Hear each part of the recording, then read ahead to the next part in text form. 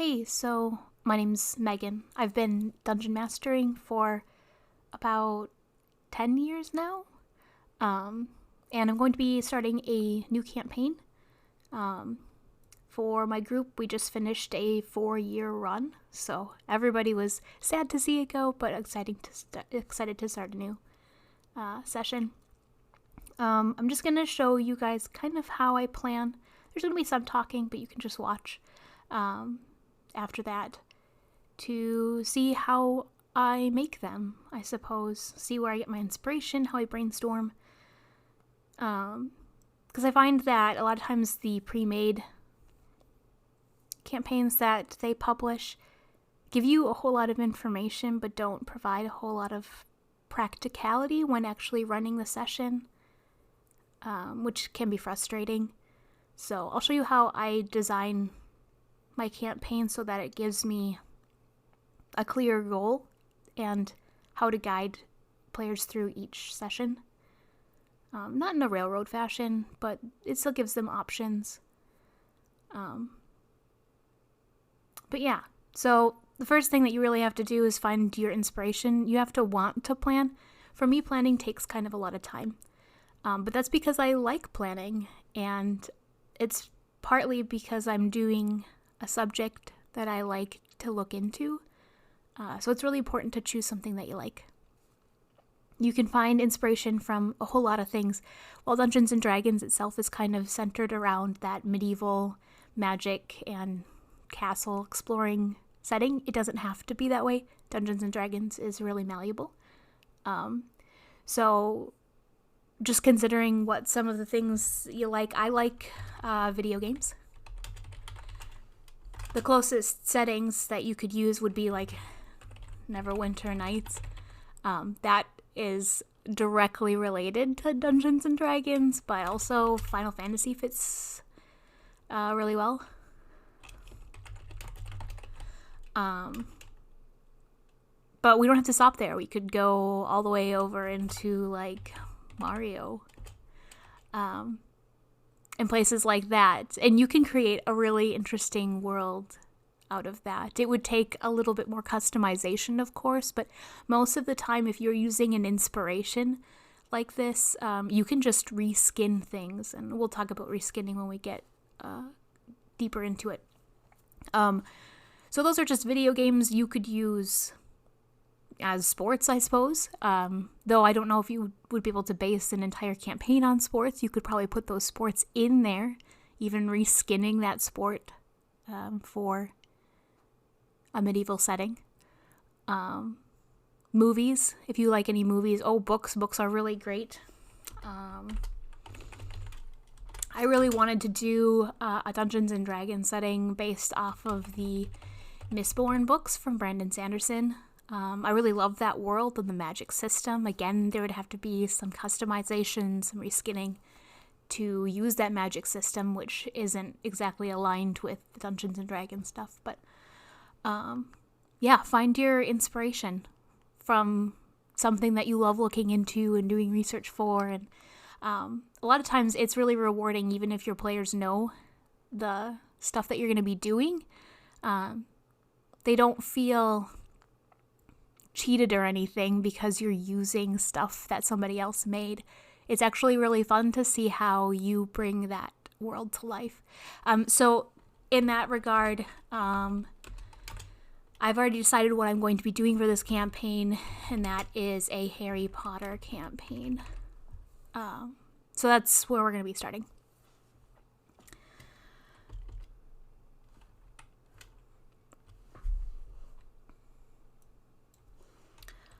The nice thing about the Harry Potter campaign is the history is kind of already set for me, so I can decide if I want to dive into a historical portion of the Harry Potter world, or if I wanted to do something more modern for the campaign setting, because you have to kind of decide when you want the time setting, I guess, to be. I did a really short Harry Potter campaign where it took place in school when Tom Riddle opened the Chamber of Secrets for the first time. That was really fun for the players to kind of witness and experience. This longer setting that I'm going to be doing, I've decided it's going to be 1 to 2 years after Voldemort's fall. One of the reasons why I decided to do this is I thought there would be an interesting premise. Like, they're still probably repairing the castle after all of the fighting that went on there. So that can be part of what the players do. This also means that the castle's defenses might not be perfect, and they will be able to get some combat through creatures coming into the castle, slipping through cracks or whatever. And just the hope that maybe they would be able to patrol the castle grounds too if the defenses aren't fully up yet. This is really important because for me, there should be like a 50-50. So 50 combat and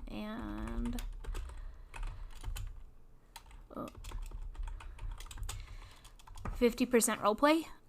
So I like to have a nice even balance between roleplay and combat. I obviously have a mix of players that some like combat a lot more than role-playing and vice versa.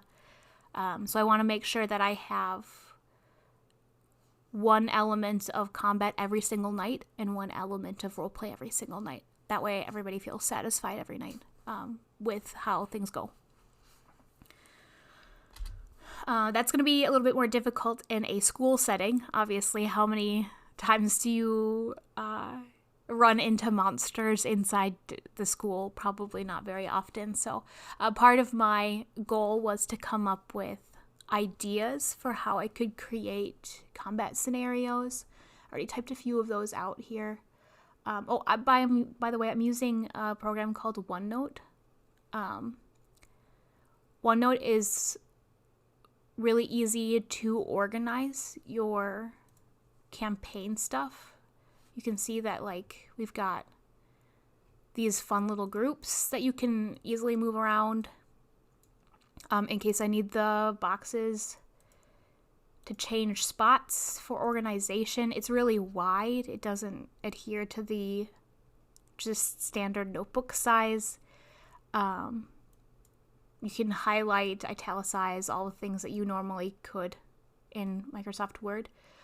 You also have these tabs up here, which is really helpful, and then you also have tabs over here that you can use.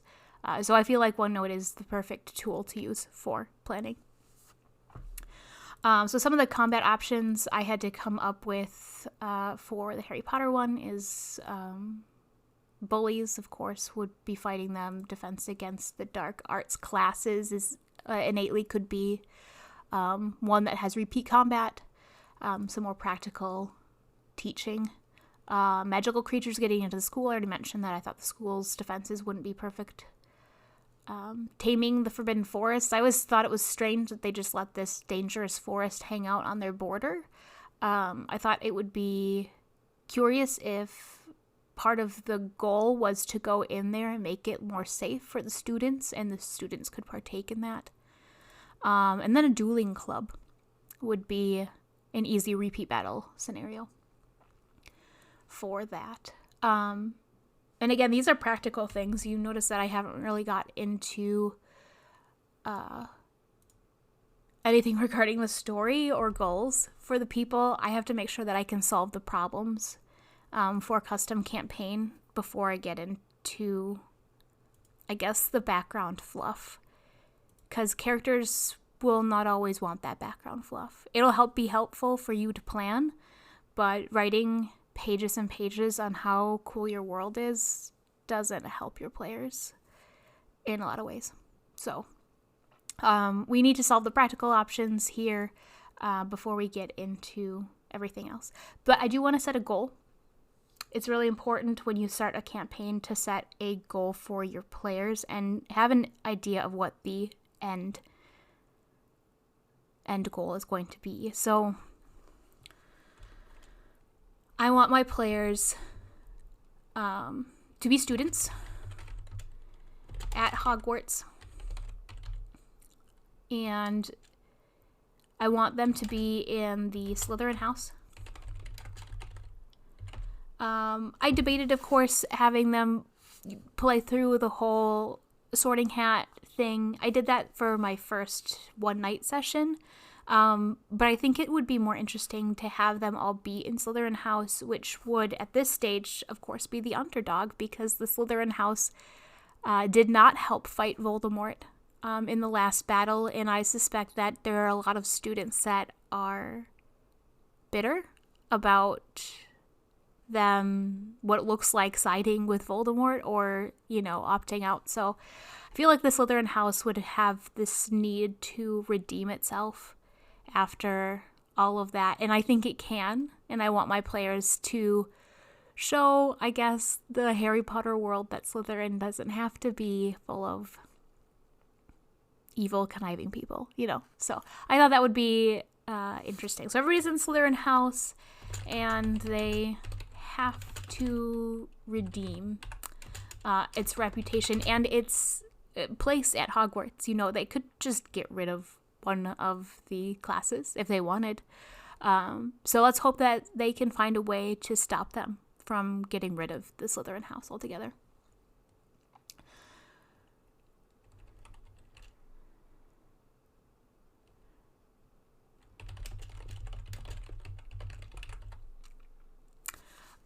So that means doing good things or proving their worth, I suppose, around school, not just through grades and classes, but I was thinking it would be great if they solved some problems of Hogwarts or mysteries.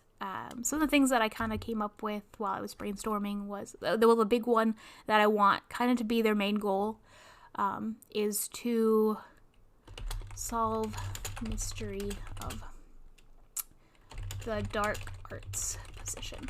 I feel like that would be probably the biggest impact for the school if they could figure out what was happening with the dark arts position. And I did read that Rowling in interviews revealed what it was, but it is not well-known knowledge, so I'm going to kind of treat it as a malleable solution, something that we can actually play through. So that's what I would like them to solve or focus on for being the end goal to redeem the Slytherin house. But I don't want them to jump right into that. Initially, it would be interesting if they could solve something else that was a little bit smaller. So I was thinking maybe some of the pictures on the walls went missing. And of course, I don't have any solutions right now for these. That comes later. And it should come later because you have to plan where they start first. But get an end goal in mind will show you where to lead people and how to put clues in there. Characters love finding clues and seeing how random events seem to connect together. It's one of the joys of playing in Dungeons and Dragons and having a real story. So pictures on the walls went missing, and they don't have to necessarily connect the mystery of the dark arts position and how, teachers only teach for 1 year. Doesn't have to necessarily blend in with the pictures that went missing, but they could if you wanted them to. Otherwise, wouldn't it be really helpful if somebody had actually mapped out the moving staircases? And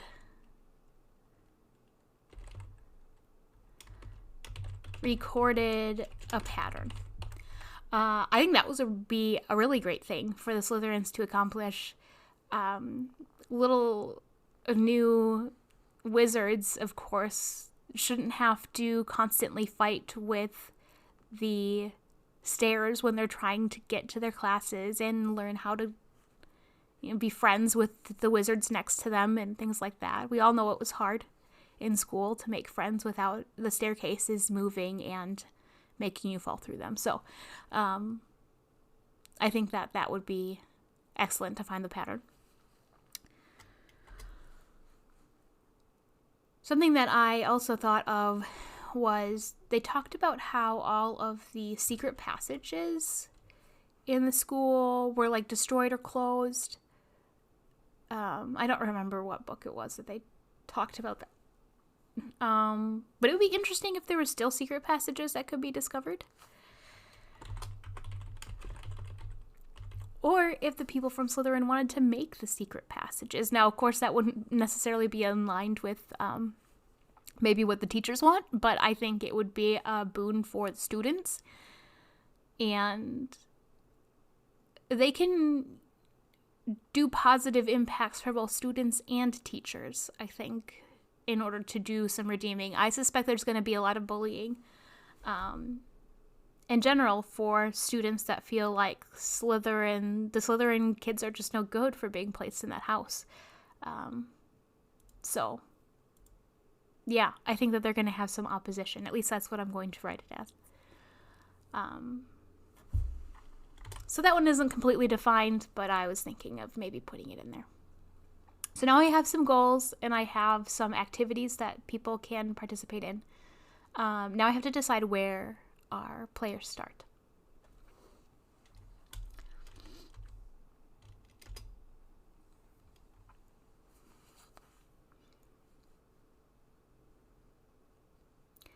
And I will probably stop chatting for the most part. Just going to be typing, and you guys can watch the brainstorming process.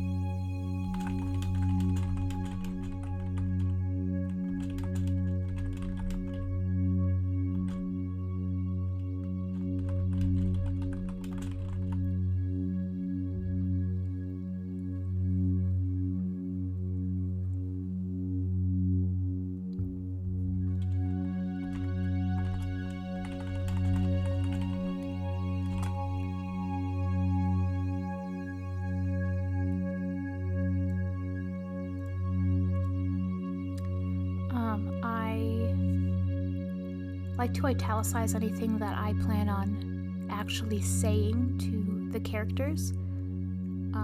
Anything that's not italicized is kind of more for my own notes.